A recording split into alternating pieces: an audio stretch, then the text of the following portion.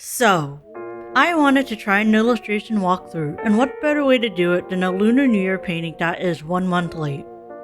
For those that are new here, I mainly specialize in drawing comics and webtoon, but I have been developing an interest in digital painting as of late. So I've been taking it upon myself to learn how to paint offline and wanted to use this video to document my process in case it changes in the future. Now my process is pretty jank, but I hope you guys can still learn a thing or two from it. Anyways, I just wanted to break down my art process because my previous videos require a lot of reading. Please don't watch those. And there's no better way to show my art process than drawing a monster girl. Ooh la la. Alright, let's take a step back. So how the heck do you decide what to draw? I subscribe to the personal philosophy that we should prioritize drawing what brings us joy. What do you want to learn from this piece that you're about to spend a couple hours on? In this case for me, it is the year of the snake in the Lunar New Year calendar, and I hadn't really drawn snakes in the past. Then you will need to decide the adjectives of your piece. Will it be dreamy, heroic, dramatic? Then, what will the goal of this piece be? A pinup for your original character, a fan art print, a splash illustration, or just a silly little painting? I really felt like doing a black background with a strong rim lighting, so that is the vibe that I went for this piece. Having all of these listed out will be your guiding star of what you want to achieve, and will give you a good direction of what references to look for. Speaking of references, this is when I scroll and consume content.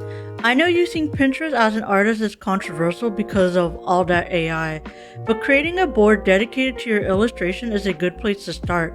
Here, I try to pick references that A. conveys the mood I want to achieve, B. general color schemes, and C. poses and composition. Here is my research of the snake lady that I wanted to execute in this illustration. It's late at this point, but I wanted a good excuse to draw my original character who happens to be a snake for a Lunar New Year painting.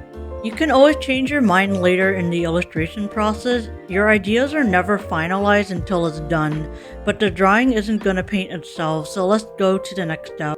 As a general overview, my process makes up of 3 big parts: the sketch stage, the underpainting, and the painting. I primarily draw on Procreate, which is a software for the iPad, but these steps are applicable to other programs such as Clip Studio Paint, Photoshop, and even IBS Paint, Krita, and Metabang, so you should be able to follow along with any art program of your choice. So first things first, set the canvas color to gray.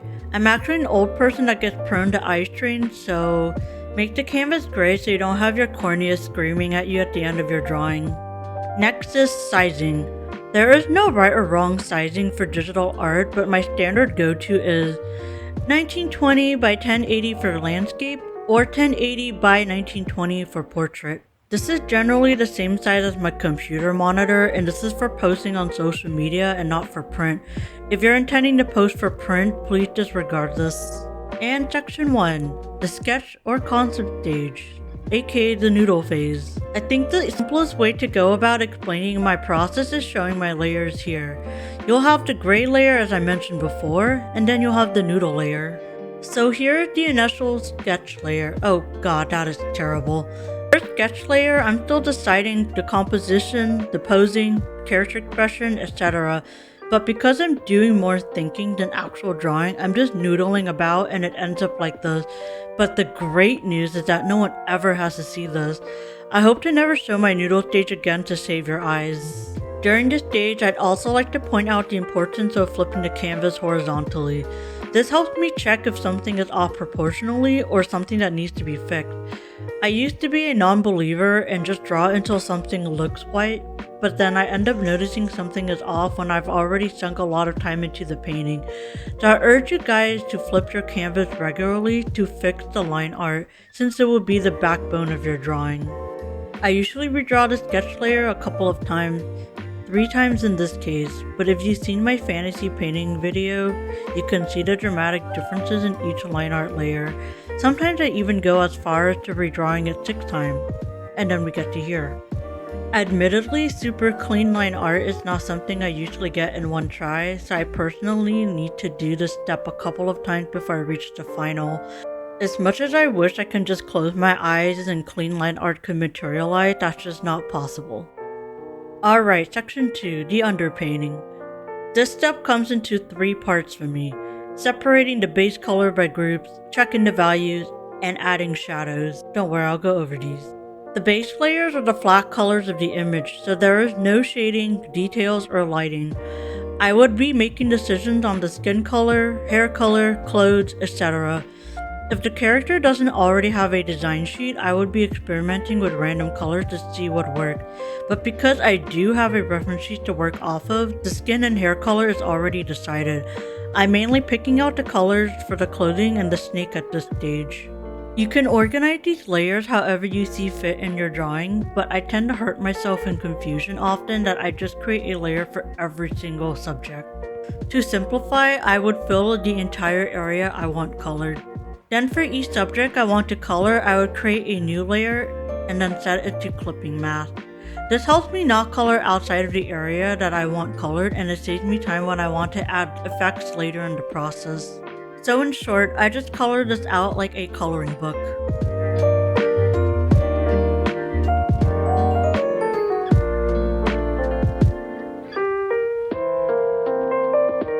In addition to picking colors, I also do a value check. So the value is how light or dark a color is in your illustration. No matter how amazing the colors you pick for your drawing is, if your values are too close, the overall painting will turn out muddy. Or the character can be blended into the background, or the background may be very muddy. Here are a couple of examples of my value checks from my previous drawing. You can see how in grayscale, they are different in how light and dark the tones are. But if I were to make these match in values, it won't look as great, and it can be avoided if you can check the values at this stage before proceeding. Don't worry, this part is easy. After I've done most of the colors, I create another layer in gray, and then make the image in grayscale by setting it to color. You will be able to easily see which colors are close in value, and then when you need to adjust the colors, just simply turn off the gray layer and tweak it. Going back and forth a lot in this step, but it's very important to make sure those base colors are all set to go before investing a lot of time in rendering. Over time, you will be able to pick colors more intuitively, but if you're an overthinker like me, I will always make sure to still do this step. So to conclude, here are my layers by the end of the step. You can see it's obnoxious, and I literally have a layer for everything. And the last subsection is shadows. At this stage, I would already have a mental note on the shadow and light. Lighting is a whole other beast that I'm still trying to tame, so I'm still looking at references even at this step. Now I won't go into depth with lighting in this video, so I'll pick a simpler lighting situation. So remember how I made you guys create your flat colors in a clipping mask layer? Well, we'll create another layer in the same clipping mask and just add a multiply layer for shadows. It makes it easy to add and remove shading. And here is the final underpainting. And here are the layers as well. Alright, to the meat and potatoes. Final section, the painting. This step takes the longest, but in the previous step, I have already made a lot of the color and lighting decisions, so the painting and rendering the step can be done on autopilot. Painting for me is getting to the flow state, and I tend to hyperfixate and ignore the world around me until it's done. So I try to set up my painting for success by doing all of the legwork in the underpainting layer.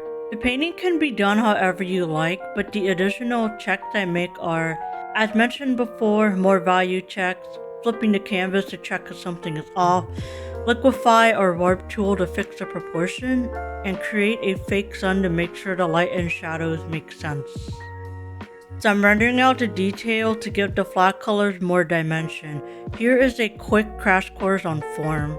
I can talk forever about rendering, so for the interest of time, I'm just gonna speedrun this.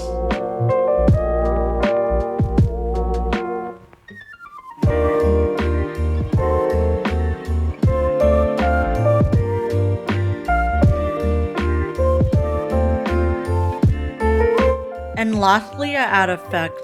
Effects are put into 4 categories for me: the blur, lighting effects, color grading, and final touches.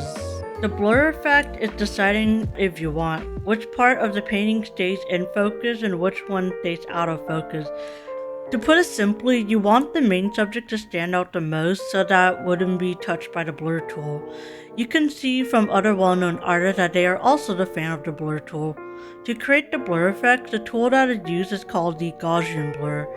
I would simply group the layers, duplicate, then flatten, and then duplicate that flat layer and blur it to your liking. Then erase the area that you still want to have the sharp focus. There are other blurs that you can play around with, but for this painting, I just want the blur parts of the snake and the little bits of the character so that her face is still the main focus. Next effect down the list is the lighting. Because I'm going for the extreme shadow and light in this drawing, I'm just gonna add a new layer on top of the blur and add a bright blue. Set it to add glow. On other programs, this would likely be called overlay. Then next down the line is color grading.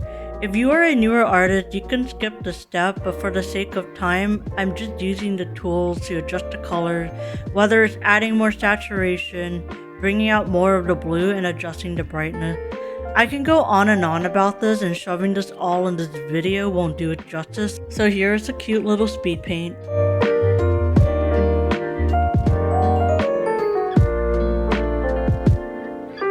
And for the final touches, in this case I add extra hair strands, the sexy rim lighting, and then my favorite tool, the sharpen tool.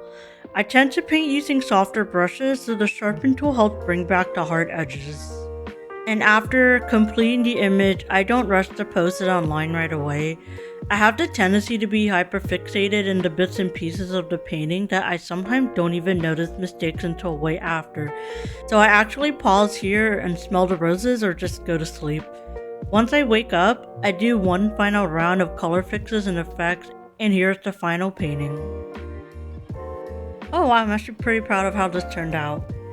After each painting, I write a little tidbit of what I like, what I've learned, and what I hope to improve in the next one. It could be a simple notebook or a document that collects all of your art's thoughts. I'm under the belief that every painting there is something new to learn from them, and even if you're not proud of the result, or you end up not completing it, there's still a small step to improvement. It is all in good fun.